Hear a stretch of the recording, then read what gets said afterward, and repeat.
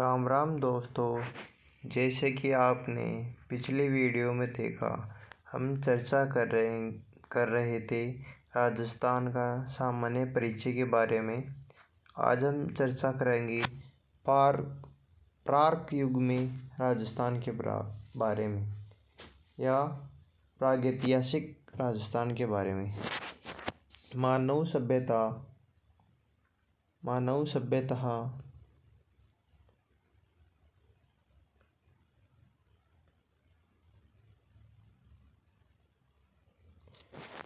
सभ्यता का उदय नदी घाटियों में हुआ था। क्योंकि नदी घाटियों में जल की प्रचुरता के कारण यहाँ अपने आप उत्पन्न होने वाले कंदमूल फल भी प्रचुर मात्रा में उपलब्ध होते हैं।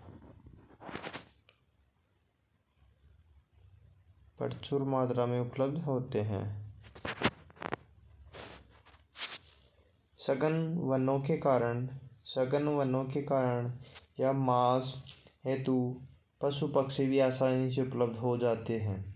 सैकड़ों वर्षों से पूर्व राजस्थान की भौगोलिक स्थिति ऐसी थी कि यद्यपि राजस्थान का एक बड़ा भाग आज मरुस्थल है, किंतु विद्वानों की मान्यता है कि सैकड़ों वर्ष पूर्व इस मरुस्थलीय भूमि में समुद्र विद्यमान था। क्या था? मरुस्थलीय भूमि में समुद्र विद्यमान था और सरस्वती एवं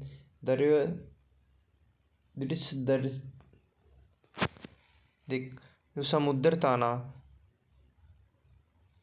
पहले समुद्र था, उस स्थान पर वर्तमान में मरुस्थल है और सरस्वती इस समुद्र में आकर गिरती थी।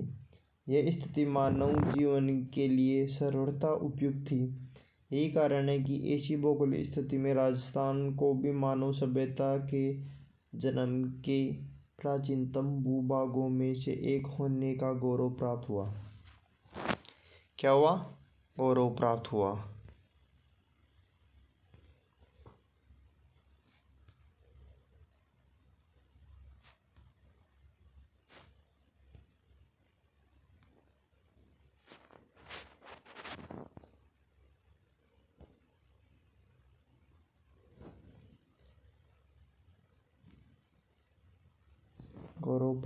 मानव सभ्यता के उद्भव के इस काल को पाषाण काल कहते हैं। इसे 3 भागों में बांटा गया: पूर्व पाषाण काल, मध्य पाषाण काल, उत्तर पाषाण काल। क्वेश्चन पूछा जा सकता है, पाषाण युग को कितने भागों में बांटा गया?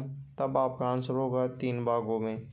कौन कौन से? पूर्व पाषाण काल, मध्य पाषाण काल, उत्तर पाषाण काल, जिसमें हम फर्स्ट देखेंगे पूर्व पाषाण काल के बारे में।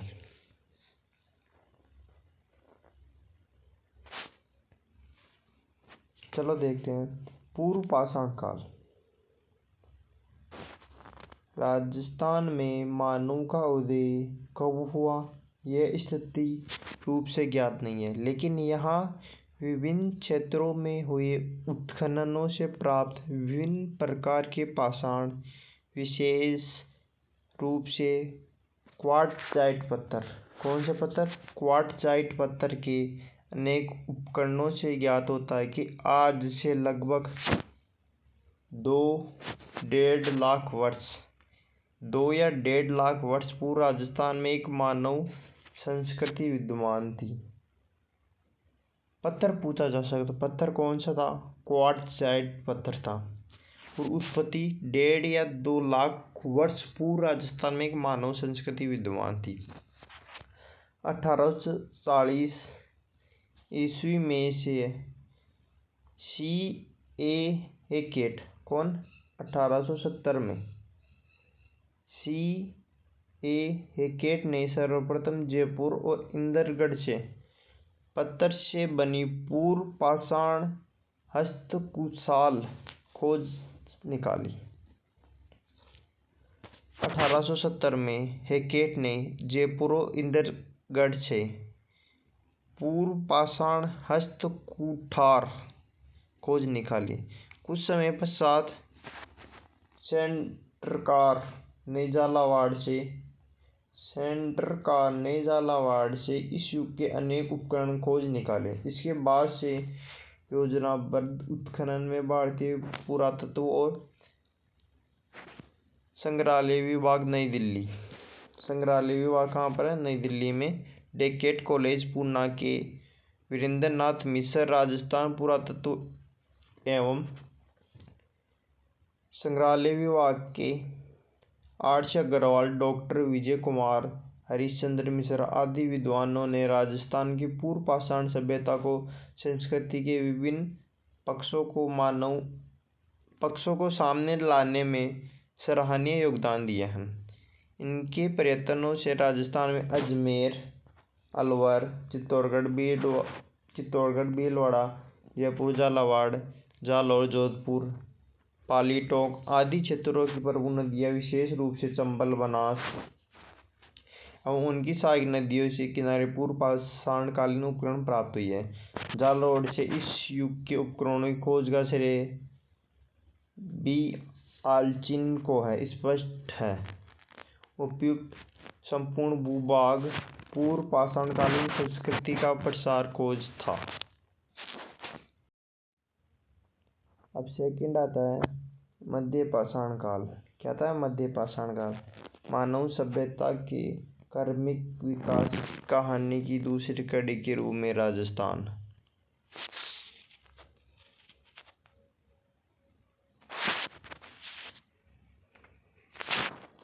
के प्रागैतिहासिक काल में मध्य पाषाण काल रहा है।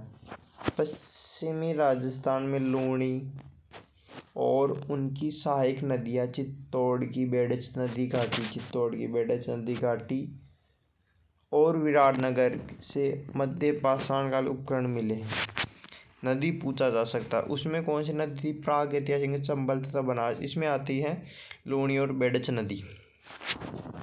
इस काल के उपकरण छोटे हल्के कुशलता से निर्मित है। ये उपकरण जेस्पर, एगेट, चट, कालेनियम, क्वार्ट्जाइट आदि पाषाणों से बने हैं, जिनमें ब्लेड,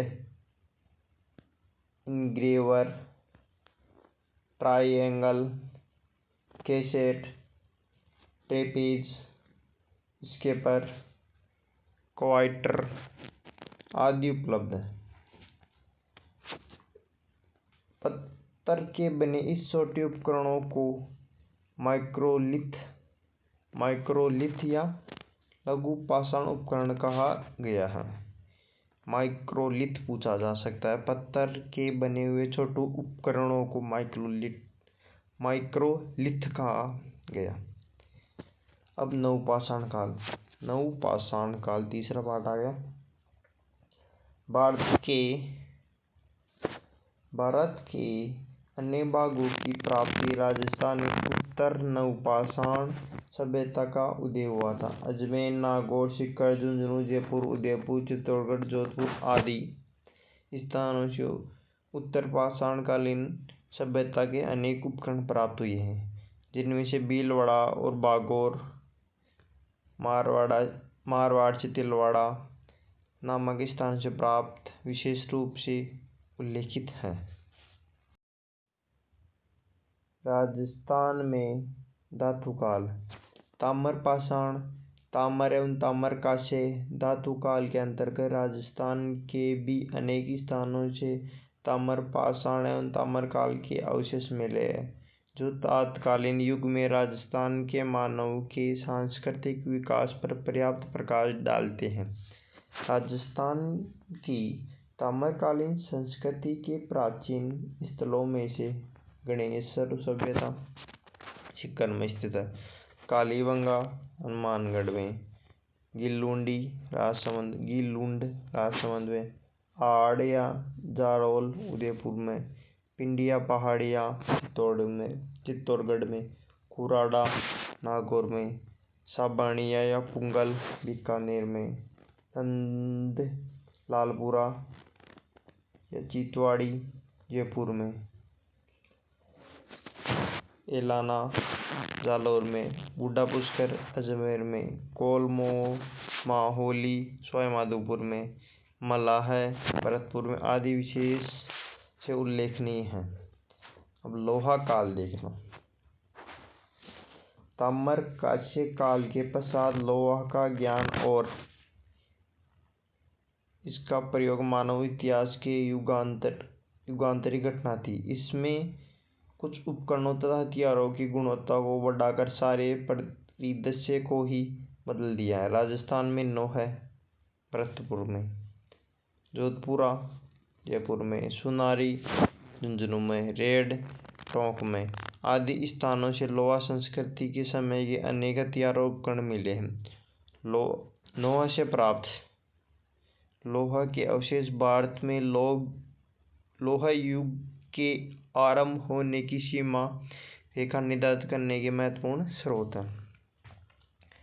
जोधपुरा एवं सुनारी से लोहे और गलाने की भट्ठियां और अस्त्र शस्त्र तथा उपकरण बनाने के कारखाने के विशेष मिले हैं।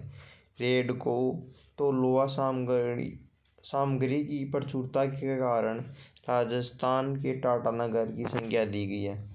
क्वेश्चन ये पूछा जा सकता है, राजस्थान का टाटानगर किसे कहा जाता है? तो रेड सभ्यता को राजस्थान का टाटानगर कहा जाता है।